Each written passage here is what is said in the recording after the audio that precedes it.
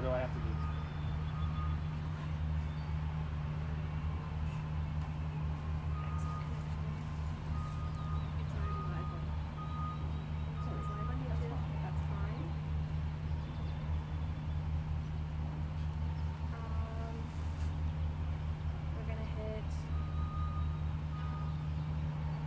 Have a second hand.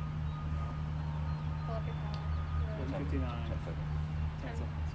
I'm gonna push it out on Facebook as well. It's fine. It's just, let's see. 5.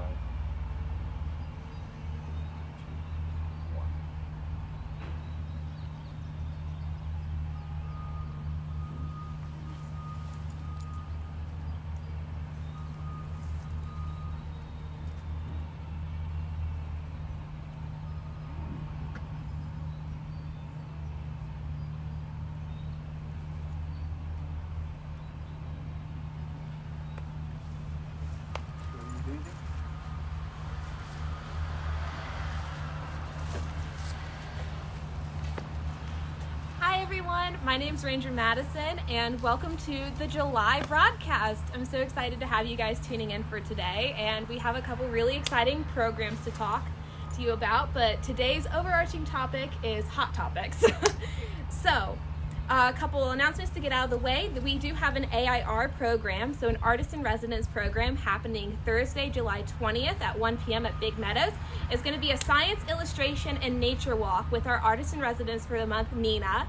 So we're very excited about that. We encourage you to go out and draw something in the meadow. I think it's going to be a really good one. And also, the Artist in Residence program is funded through a generous donation by the Shenandoah National Park Trust, so we just always like to thank them for this. We're very excited to have the artists out here. Another big excitement announcement that I know a lot of you guys have been waiting for, the Night Sky schedule is posted and ready.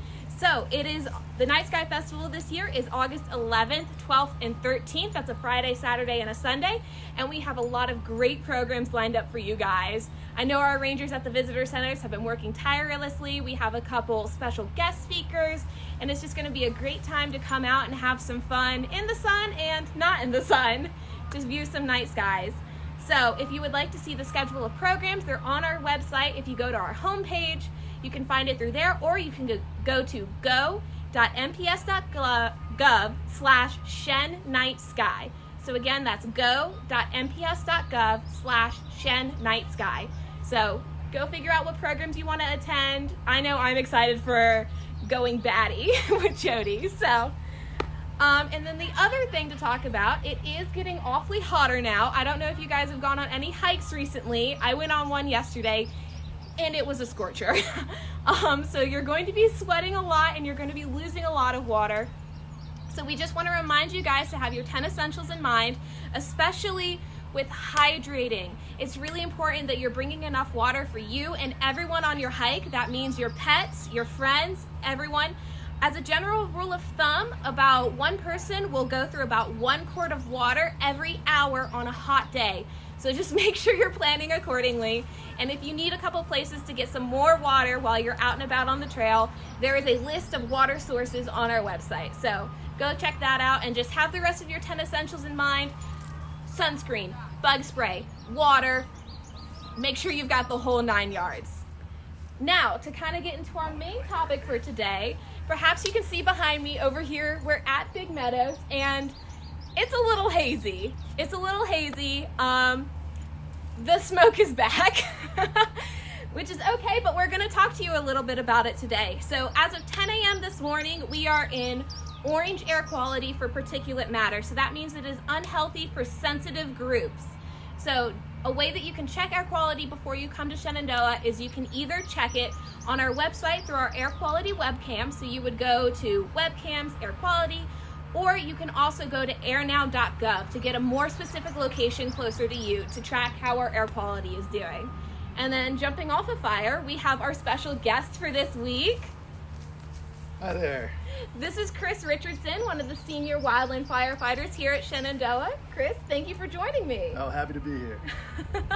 So can you tell the people a little bit about how the Canadian wildfire smoke is affecting our air quality here in Shenandoah and sort of what the forecast for that is? Sure. So, as most people are probably aware, they've got some really serious wildfires going on in Canada right now. And when we're talking about wildfires, I'm not sure if everybody always understands the scope of how big these things are. It's not like a campfire or a bonfire, or even like, you might burn a field at a farm or something like that. Like, a lot of these fires are thousands of acres across, in some cases even tens of thousands of acres. So like an acre is about a football field. Think of like 10,000 football fields all together. Like, that's how much is on fire. So you can imagine the amount of smoke that's being produced by these fires. It's a huge amount of vapors and particulate matter that's being released into the environment. And it all has to go somewhere. So because of the convective effect that's created from the heat of these fires, it lifts all that stuff up into the atmosphere. And then once it gets into the upper atmosphere, some of these fires are so intense that they can influence local weather patterns or even generate their own weather patterns. And the smoke can travel vast distances through the upper atmosphere until it comes down somewhere else, in our case here, and creates the hazy effects that we're seeing today. As far as the forecast goes, looking at what's been going on in Canada, they did get some rain across the western parts of the country last week, but with that rain came thunderstorms too, which can ignite new fires. So there's still, for the rest of July and August, from what I've seen, most of Canada is still predicted to stay in an elevated risk of fire, high fire danger. So we're expecting continued activity. Now, of course, it's difficult to predict the weather with great accuracy, especially months out. So all that could change. But from what I'm seeing, I wouldn't be surprised if these conditions persist throughout much of the summer. That sounds about right from what I've been seeing too, but it's just important for you guys to be aware before you come out here just what level you are, and to just look out for yourselves and know what it is. It is still okay to be out here. Just use your best judgment. You've got this. The other thing, we've gotten questions about fire danger. So you've mentioned that it's high fire danger in Canada right now. We do experience some higher fire danger out west around this time. What is sort of like the fire season in Shenandoah look like? What are we in right now? So right now we're not really seeing an elevated fire danger for the park.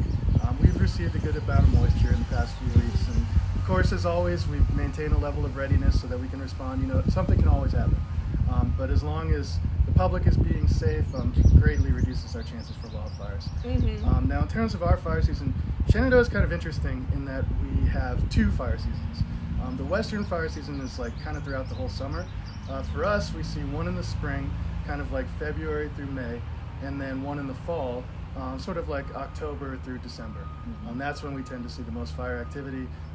You'll see fire warnings posted during those times often, where they'll restrict the amount of fires that people can have. Right now, we're not in fire restriction. That's excellent to hear. So even though we do have some smoke here right now, it's still green, so our chances of Shenandoah being on fire are a little bit lower. However, we still have to consider recreating responsibly in Shenandoah, and so we have a fire grate that we want to show you over here, just on the topic of recreating responsibly with fire in Shenandoah. And our cameraman is going to follow us. So Chris, what is this? So this is a fire grate. This is what we use to help control and maintain fire so that people can recreate responsibly here at the park. So this is pretty much the only place in the park is these little types of rings where you can build a fire. And you'll find these in campgrounds, picnic areas, some of the cabins and the overnight shelters have similar arrangements. That's where we want you to have a fire. And I will say, this one is not normally here. We did borrow it from the maintenance area, but this is one of the newer fire rings, so excited to show you that. But when you see something out and about like this is where you can build your fire. We don't want you to create your own fire ring. I know I've seen them almost every time that I am hiking. Somebody off the trail has just created their own fire, and you can still find some ash and burnt pieces of wood and things like that. So what else can we do to be more responsible here? The big thing that we urge people to do is not to leave your fires unattended, and make sure when you do leave them, they're completely out, like dead out. The rule that we use in fire is like, if it's too hot to touch, it's too hot to leave. So like if you can't reach down and put your hand in here and have it be cool enough that it doesn't burn you, that means it could start a fire still. So, the best ways to put out a fire, it's probably pretty obvious to most people, but water and stirring it up with a tool and kind of like digging the dirt into it to help put it out. So I recommend, if you're planning on having a fire at the park, bring like a shovel or like some sort of little digging tool with you so that you can help stir up your fire when you're done. And it's also a great idea to have a bucket or a pail of some kind.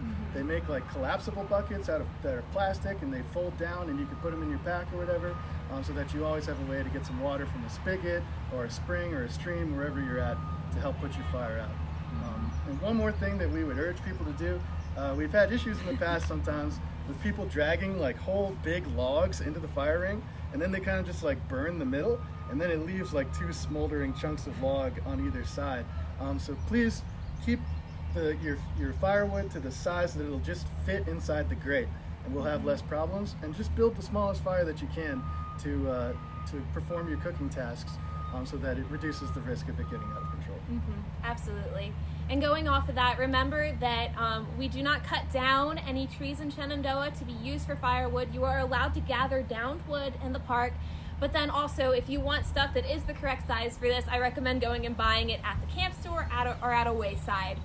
You're not allowed to bring wood into Shenandoah National Park from your home just because of the possibility of bringing an invasive species. So just remember, don't bring wood from home. You can gather it here, or you can purchase some at the wayside.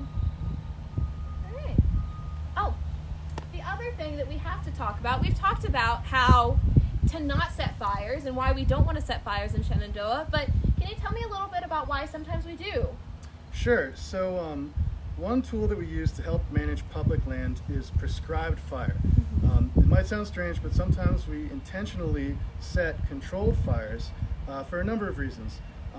One of which being it sort of promotes the health of the forest or of the land that we're managing. It clears out invasive species, and it creates room for native species to flourish.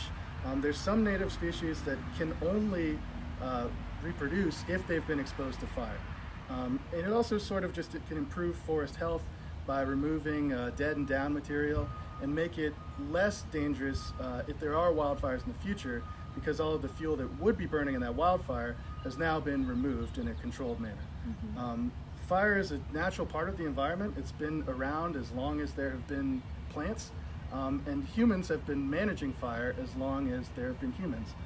So it's about striking a balance with the environment around us, and fire is one tool in our toolbox that we use to that purpose. Excellent. And you can even in the meadow, we'll do prescribed burns of the meadows to sort of like revitalize and allow the younger plants to kind of grow back up. So Sure. I feel like it's very fitting for us to have it in our background here. Yeah, totally. Well, if anybody has any questions for Chris, we're going to step up back to our little markup here. If anybody has any questions for Chris or for myself about events coming up, please drop them in the comments on Facebook or YouTube, and we'll be happy to answer them. Is there anything else we can talk about while we wait for some questions to come in? Sure. One thing I can add is what to do if you do come across an abandoned fire in a fire ring or an actual wildfire in the park. Like we said, we really prefer for people not to leave fires unattended. But if you happen to be in a campground or a picnic area or something and you do find an unattended wildfire, there is a non-emergency hotline for the park that you can call, which is 1-800-732-0911. You can call that and just report to them that there's an unattended fire, and they'll send somebody out to go check it, maybe me or maybe one of the rangers. Probably you. Whoever's closest. If you encounter a wildfire out in the park when you're hiking, number one thing is just get to a safe position. Get away from the fire to whatever distance you need to where you feel that you are comfortable and safe. At that point, call 911. They'll be able to route through to our dispatchers here at the park to get some personnel on scene to start getting that under control. But there are a lot of areas in the park that don't have cell service. So you may need to hike for a little ways before you get somewhere that does, or maybe your phone's out of batteries or something. If that is the case, try to find a park employee, and they'll be able to get on the radio and get the attention of the people that need to know about it. Good advice. All right. Have no questions? Drop them in, we can answer them later. Yeah. Drop questions in if you don't have any right now off the top of your head. go ahead and add them too if you're going to watch this later. If you're going to show it to a friend later and they have questions, feel free to add them in our comments and we'll get to them at another time. But nothing over there, Neil? Nope. All right. Well, then I think we're good. Thank you so much for joining me today. My this was a pleasure. great time. Yeah. Love talking about some fires. And we will see you guys next month.